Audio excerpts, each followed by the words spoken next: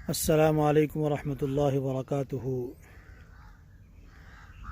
سب سے پہلے میں آپ تمام حضرات کو، اپنے دوستوں کو رمضان المبارک کی مبارکبادی پیش کرتا ہوں، اور اللہ تعالیٰ کی ذات سے یہ امید کرتا ہوں کہ آپ تمام حضرات اس بابرکت مہینے کے اندر نیک اعمال کے اندر جٹے ہوئے ہوں گے، روزے سے بھی ہوں گے، اور تراویحوں کا اہتمام بھی کر رہے ہوں گے، تلاوت قرآن کا اہتمام بھی کر رہے ہوں گے، ذکر و اذکار کا بھی اہتمام کر رہے ہوں گے، کیونکہ یہ مہینہ ہے ہی عبادت کرنے کے لیے۔ کیونکہ اس بابرکت مہینے کے اندر جو عبادت کا جو لیول ہے اور پھر اس کے جو نتائج اللہ کی طرف سے ملتے ہیں وہ یہ ہیں کہ کوئی اگر نفل پڑھے تو اس کو فرضوں کا ثواب ملتا ہے، کوئی اگر فرض پڑھے تو اس کو 70 فرضوں کے برابر ثواب ملتا ہے۔ تو اللہ کی طرف سے نیکیاں لٹائی جا رہی ہیں۔ اگر یہ بات کہی جائے تو غلط نہیں ہوگا کہ اللہ کی طرف سے نیکیاں لٹائی جا رہی ہیں۔ اب ہمیں لوٹنی ہیں، ہم کتنی لوٹ سکتے ہیں، اس کے لیے بڑھ چڑھ کر ہمت و کوشش کرنی ہے۔ ہاں، یہ سوال اٹھ سکتا ہے کہ مسجدیں بند ہیں تو ہم نماز کیسے پڑھیں؟ تو اس کے بارے میں بارہا علماء اکرام نے ہمیں ہدایات سے نوازا ہے، اپنی نیک آراء سے ہمیں نوازا ہے کہ نمازوں کو اپنے گھروں میں ادا کریں۔ کیونکہ یہ بات تو ضرور ہے کہ قرآن پاک کو تراویح میں مکمل سننا اور 20 رکعتیں مکمل سننا، یہ دو الگ الگ سنت موقدہ ہیں اور ضروری چیزیں ہیں۔ اب کیونکہ گھروں میں قرآن سننے اور سنانے کا اہتمام بہت زیادہ اس لیے نہیں ہو سکتا تھا کہ حفاظ اکرام ہمارے مدارس اسلامیہ میں سے آتے ہیں، اور مدارس بھی تقریباً پچھلے 1.5-2 مہینے سے بند ہیں، اور وہ تمام ہی حفاظ اپنے گھروں کی طرف چلے گئے ہیں۔ تو اب ہم اس صورت میں اپنے گھروں کے اندر جو سورہ تراویح ہے، جن حضرات کو صورتیں 4، 5، 6، 8، 10 صورتیں، 20 صورتیں، کئیوں کو کئی سپارے بھی یاد ہیں، تو وہ ان سے تراویحیں پڑھ رہے ہیں اور پڑھنی بھی چاہیے، کیونکہ چھوڑنے والا تو گنہگار ہے۔ کیونکہ جناب نبی کریم صلی اللہ علیہ وسلم کی یہ اہم ترین سنتوں میں سے ایک سنت ہے، جس سنت کو مکمل طور پر جناب عمر فاروق رضی اللہ تعالیٰ عنہ کے دور خلافت میں جو ہے عمل میں لایا گیا۔ سیدنا عمر رضی اللہ تعالیٰ عنہ نے اس کو اپنے دور میں باجماعت پڑھنے کا مستقل انتظام فرمایا اور اس کی نگرانی بھی فرمائی، اور تب سے لے کر اب تک 20 رکعتیں نماز کے اندر تراویح کے اعتبار سے، تراویح کے حوالے سے پڑھی جاتی ہیں۔ تو گھر کے اندر بھی 20 ہی رکعتیں پڑھنی ہیں۔ دوسرے ملکوں کے علماء کو دیکھ کر، ان کے مسائل کو دیکھ کر، اگر ہم یہ کبھی ایسا فیصلہ کریں کہ بھئی وہاں 5 رکعتیں پڑھ رہے ہیں، کوئی 10 پڑھ رہے ہیں، کوئی 15 پڑھ رہے ہیں، کوئی 12 پڑھ رہے ہیں، تو وہ ان حضرات کے ان علاقوں کے اعتبار سے شاید کچھ ایسی مجبوریاں ہوں کہ وہ ان کے مسائل کچھ ایسے ہوں کہ وہ پڑھ رہے ہوں، مگر ہمارے ملک ہندوستان کے اندر اور ہمارے اطراف میں جو ممالک ہیں ان کے اندر ایسی کوئی روایت موجود نہیں ہے، کوئی حالیہ کوئی روایت ایسی موجود نہیں ہے کہ 8 رکعتیں پڑھی جا رہی ہیں، 10 رکعتیں پڑھی جا رہی ہیں، بلکہ 20 رکعتوں کا اہتمام کیا جا رہا ہے، چاہے وہ مسجدوں میں ہو یا گھروں میں ہو۔ لہٰذا آپ حضرات اس کا پورا اہتمام کیجئے، رمضان المبارک کے روزوں کا پورا اہتمام کیجئے۔ ہاں، جو حضرات بیمار ہوں، کسی کو ایسی تکلیف لاحق ہے کہ وہ روزہ نہیں رکھ سکتا، تو وہ روزے کا کفارہ فدیہ ادا کرے گا۔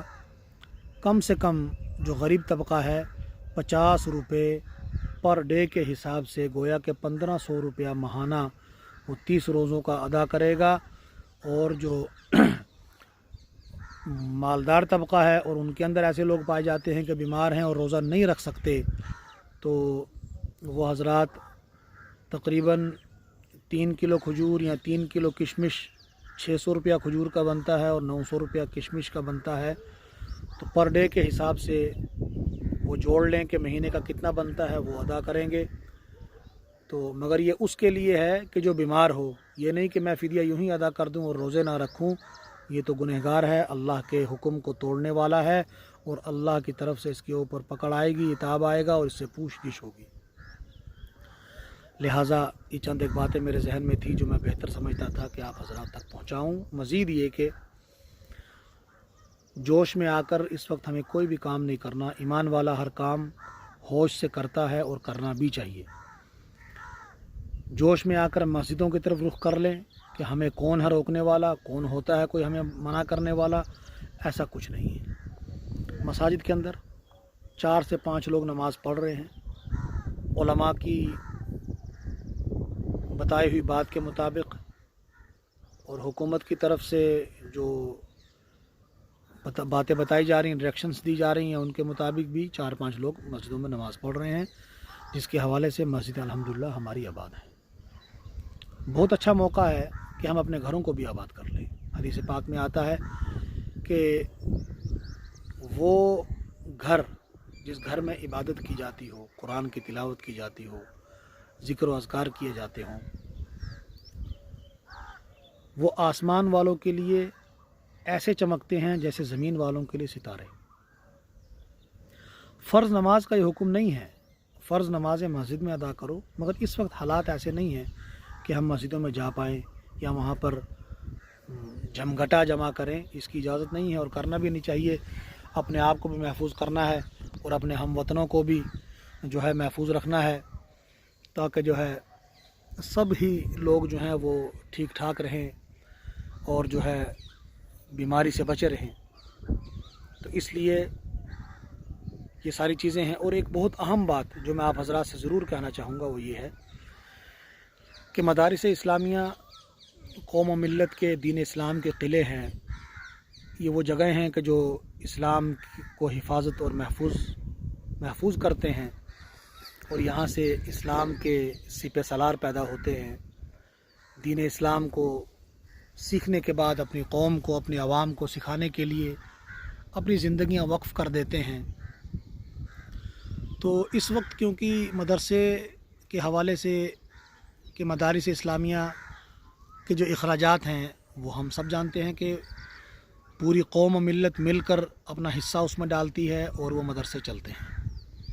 اور رمضان المبارک کے اندر اکثر و بیشتر لوگ جو ہے وہ زکوٰۃ نکالتے ہیں، اور مدارس اسلامیہ کے سفراء حضرات آپ کے ہر گھر پر آ کر ہر گھر کے دروازے پر دستک دیتے ہیں اور جو ہے آپ سے آپ کی نکالی ہوئی زکوٰۃ جو وصول کر کے وہ مدارس میں پہنچاتے ہیں. اب کیونکہ اس سال تو کوئی ہمارے پاس پہنچنے والا ہے نہیں، تو یہ بات طے کی گئی ہے کہ جو آپ کے مقامی مدارس ہیں آپ اپنا بھرپور تعاون ان مدارس کو دیجیے، تاکہ وہ مدرسے آئندہ سال یعنی رمضان کے بعد جب وہ شروع ہوں تو ان مدارس کو مالی اعتبار سے کسی قسم کی پریشانی کا سامنا نہ کرنا پڑے. تو اسی لیے میں آپ حضرات سے مؤدبانہ درخواست کروں گا کہ ہمارا مدرسہ محلہ گوجر نگر کا جو ہے اس مدرسے کا بھی آپ بھرپور تعاون فرمائیں.